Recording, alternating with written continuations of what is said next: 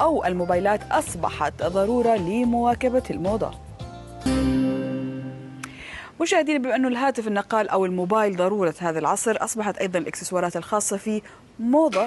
يعني البعض يحب اقتنائها ويستهوي أنها تكون موجودة ويتفنن فيها. طبعا ضيفنا اليوم المصمم معتز علي كروم، هو أيضا رسام. راح نشوف إيش الجديد في عالم الإكسسوارات. تفضلوا معنا. يسعد صباحك. اهلين، كيفك؟ الله يسلمك. الله يسلمك. الله يخليك. اذا لما نتكلم عن عالم الموبايلات، طبعا كل يوم في شيء جديد بالموبايلات. يعني يا دوب ناخذ كفر للموبايل بيقول لك في تليفون ثاني طالع جديد، ولكن نبغى نعرف الاكسسوارات الجديده اللي نازله الحين.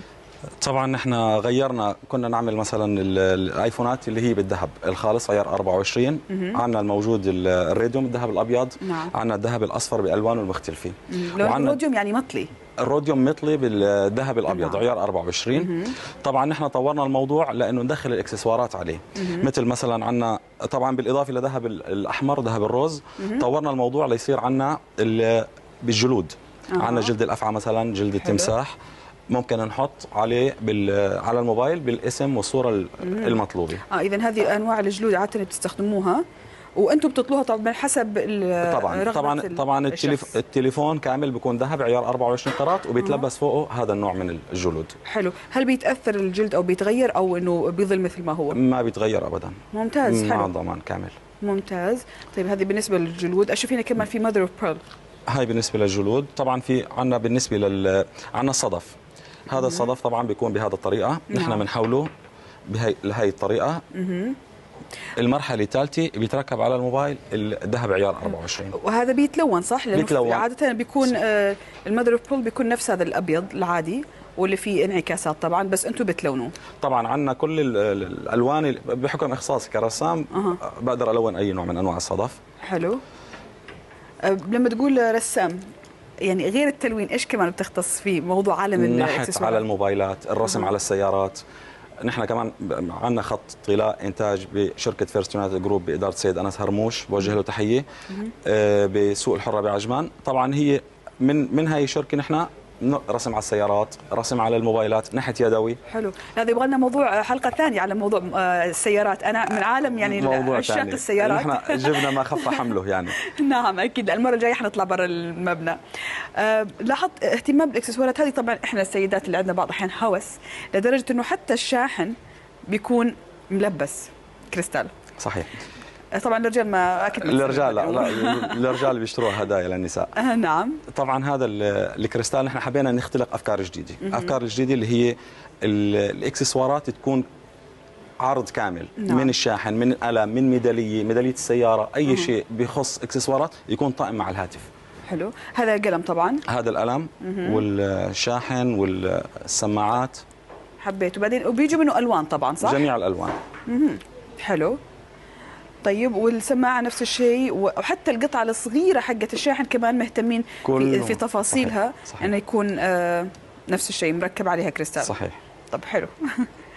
طيب ننتقل للجهه الثانيه. هنا اشوف في احجار كريمه واحجار باحجام كبيره يعني. صحيح. طبعا الاحجار الكريمه الموجوده عندنا احجار متنوعه. نحن بنحولها لقطع فنيه صغيره مصقوله بطريقه نحت يدويه. نعم. وبتتركب على الهواتف بهي الطريقه.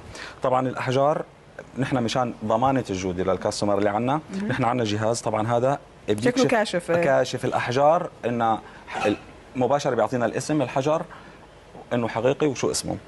فبيختار عن الكاستمر شو الحجر اللي بريده وحجمه. وطبعا نحن بطريقه كل عنا عرض طلب خاص يعني موجود على موقعنا الالكتروني eb.ae. اللي بيتفرج عليه بحب يشوف شو بنقي، بنبعث مندوبينا ليختار نوع الحجر وطريقه تركيبه بطلبات خاصه، وهي عندك اشكال مختلفه. حلو. يعني مثلا زي هذا الحجر عاده لانه بيكون ثقيل ما بيطيح لما بيتركب على الكفر. نحن اي شيء بيطلع من مصنعنا مكفول لمده عام. مكفول لمده عام. اذا خلال هذا العام ممكن طبعا يرجع. خلال هذا العام طبعا. بعد هذا العام نحن مستمرين. صحيح. ترجع تصلحه. صحيح. طب لفت انتباهي شيء هنا صغير. شوف خلي المشاهدين يشوفوه معانا كذا. علبه صغيره بس واضح انها ذهب صحيح؟ هاي الذهب الخالص. طيب هذا ايش بتعملوا فيه بالضبط؟ طبعا هذا خفيف كثير. الذهب الخالص عيار 24. طبعا هذا بيجي محاليل كيميائيه بينخلط معها ليتحول ماء الذهب. نعم. اللي هو بنطلي فيه الذهب عيار 24 قراط على المعادن. حلو.